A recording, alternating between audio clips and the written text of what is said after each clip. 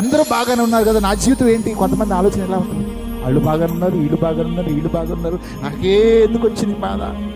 నేనంటే నువ్వు దేవుడి ఏర్పాటులో ఉన్నావు. హల్లెలూయా. నమ్మిన వారు ఆమేన్ చెప్పండి.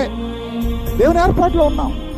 చూడండి, దేవుడు మనుషుల ప్రేమ ఏంటో, ఆయన ప్రేమ ఏంటో తెలియజేయడానికి ఒక్కోసారి నేను మనుషులతో కలనెత్తారు, వాళ్ళ చేత మోసపోయేటట్టు చేస్తాడు దేవుడు. హల్లెలూయా. నువ్వు ప్రభు వైపు తిరగాలని ఆయన కోరుకుంటున్నాడు. ఆయన ఏ మనుషుడు నమ్మదగిన వాడు కాడు, దేవుడు ఒక్కడే నమ్మదగిన వాడు. దేవునికి మహిమ కలుగును గాక. అయితే యాకోబు ఎంతో దుఃఖపడి ప్రార్థన చేస్తుండొచ్చు. దేవుడు మాట్లాడుతూ అన్నాడు, ఏమన్నా తెలుసా? యాకోబు, ఉడు తట్టు, ఎడమ తట్టు, ఉత్తరపు తట్టు, దక్షిణపు తట్టు, 4 దిక్కుల తట్టు నేను వ్యాపింపజేస్తాను. నేను నీతో చెప్పేది నెరవేర్చే వరకు నేను విడిచిపెట్టను. నేను నీ పట్ల నేను కలిగి ఉన్న ప్రణాళిక గొప్పది అని తెలియజేస్తాను దేవుడు. హల్లెలూయా. ఎప్పుడైతే తల్లిదండ్రుల దగ్గర ఉన్నప్పుడు దేవుని స్వరాన్ని విన్నాడా? దేవుని కళ చూశాడా?